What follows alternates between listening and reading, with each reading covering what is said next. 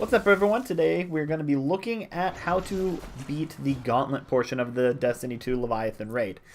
This one is the most team important one you'll go on, and what I mean by that is it's easy. It's a piece of cake, but everyone on the team has to do the right thing or else you will fail it. And so definitely make sure that everyone is organized and you know what you're doing. There are 4 platforms around the Gauntlet circle, one with dogs, one with a sun, one with axes or swords, whatever you call them, and one with a chalice.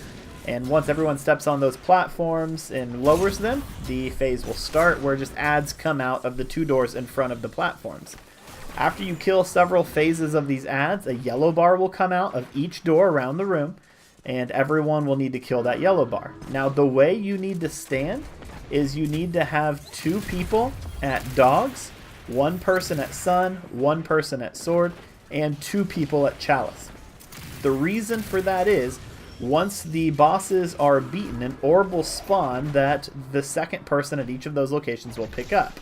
When they pick that up, it'll take them into the outer circle of the gauntlet where they see this tic-tac-toe grid on the wall, and above that they see the symbol that they're standing in front of.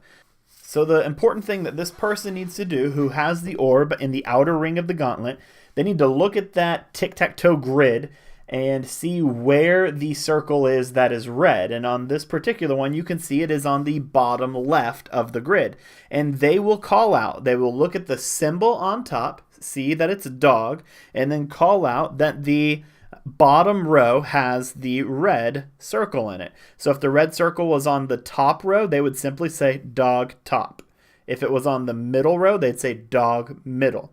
And as they call that out, the teammates on the inside should know what they're doing and do that accordingly. Now, in this particular case, the teammates on the outside did not know what they were doing and failed, so everything turned red, and I just had to run through any of these circles. But as I continue, I just look through, find out what the next symbol is. As soon as I see the symbol, I'm ready to say it. It is sun, middle. And that's all I say is sun, middle. And when they shoot it and everything goes right, everything turns green and orb spawns, and I jump through that circle to prolong my life inside the gauntlet. Now, it's important to know that if you fail, 2 scions will appear on the inside, and if you pass, only 1 scion will appear. But if you do not destroy your scions quickly enough, then they explode, wiping everybody out. So the people on the inside need to be quick to kill their scions.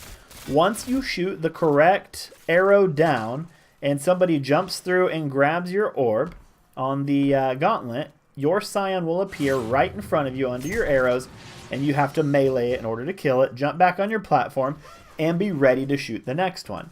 Now, here's the part to know as far as what to shoot. People will do this differently. Here's the way we did it in our group, and it worked out well. If you want to do it a little bit differently, that's fine. I just want to give you at least a way to finish this raid. 1 person stands on each of the platforms and agrees to shoot the platform in front of them and the platform to the left.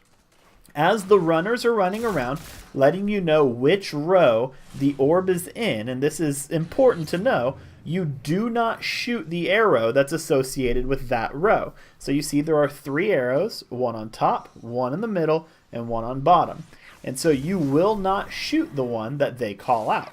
So if they say swords middle, then that means you'll want to shoot the top and the bottom one. But unfortunately, this can't be done by 1 person, because if you shoot the top and bottom one and keep going back and forth from it, it'll never trigger. They have to be shot at the exact same time, which is where teamwork comes in. And so the agreement just has to be made amongst your team of which one each person will shoot. The way we did it in this particular playthrough is if you're looking straight, you shoot the topmost arrow. And if you're looking to the left to help out the other person, you shoot the bottommost arrow. So think of it this way. If the runner's running through and they say sun top, that means the only 2 arrows that need to be shot are the middle and the bottom. So if you're standing at sun, you're going to shoot the middle one because it's the topmost one that needs to be shot. If you're standing to the right of sun and are looking left to shoot, then you're going to shoot the bottom one because it's the lowermost one. So lower, left, left, lower is a good way to remember that. And so you'll see here, I kill my Scion, I jump back up on my platform, the call is made, and I look over, and I shoot the bottom. The other guy shot the top, which means that the runner called out middle. Now these runners will go through, and as you can see, if you look through the wall there, the floor's starting to fall apart. So if you're a runner, know that. After the first phase, the floor will start to fall from under you, and you need to know to jump and dodge and weave around it.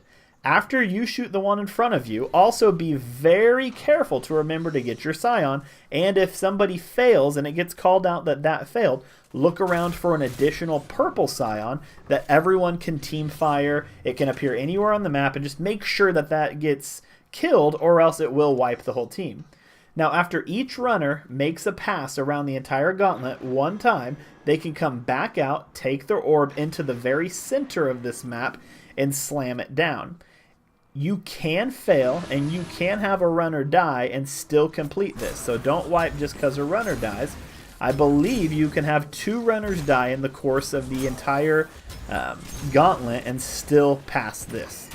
Now, once they go through for the 3rd time, and they come to the middle and slam their orbs down, everybody will have to then come into the middle, and all of you will grab an orb at the same time. You'll see this here soon in the gameplay, but I want to explain it to you so you understand exactly what's going on when that takes place. Because where before only 2 people were running, now everybody's going to be running, but in order to prolong your life, you have to grab these orbs in the tic-tac-toe grid that you see in front of you. With 6 people running and 4 people being able to grab orbs and the other 2 being left out to dry, if somebody's dwindling behind the pack, they're gonna die not being able to pick up those orbs. So what we did is we designated 4 runners who are designated to complete. Only 3 of you have to complete this final phase in order to actually trigger the win of this gauntlet. And so we designated 4 runners who are supposed to finish. Out of those 4 runners, 2 of them bypass the first grid altogether and decide not to pick up orbs. The other 2 pick up orbs the entire time and don't bypass any. The remaining 2, sadly, aren't that important to the entire team at this point. So what they do is they hang back, and right when their screen starts to get bright from holding the orbs, they run through the tic-tac-toe grid and grab the 2 orbs that 2 of the runners left for them to grab. And that'll prolong their life and give the other 4 runners a chance to finish the entire circuit and run around the grid. Or run around the gauntlet, rather.